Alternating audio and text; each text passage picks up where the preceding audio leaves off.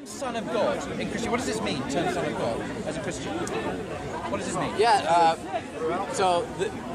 do you mean what we mean today, or I'm asking any what do Christians mean by Jesus being the Son of God? Yeah, they mean that his divine nature emanates from Exactly. You're absolutely the divine right. nature itself. Thank you. It's the divine Jesus, the divine Son of God. Right. Am I right? Yeah. Thank you.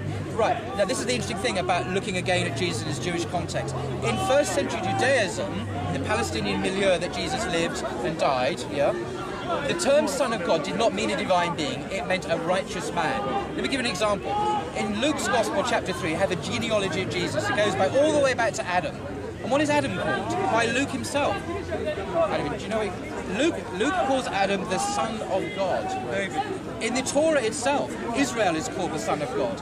David in Psalm chapter 2 is called Son of God. Angels are called sons of God. Israel itself is a nation, and so on. It's never used of a divine figure. It's actually a means of righteousness.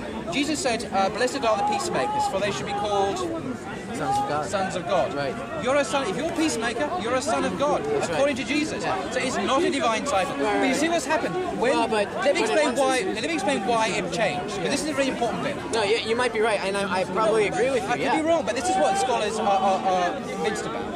As the term Son of God moved out of its Jewish context, where it only meant a man, you're right here, into the Gentile pagan world, where there were Son of Gods and demigods, and Hercules was a half man, half God. Okay, you see what happened, don't you? The term lost its original rooting in Judaism and became a Gentile term.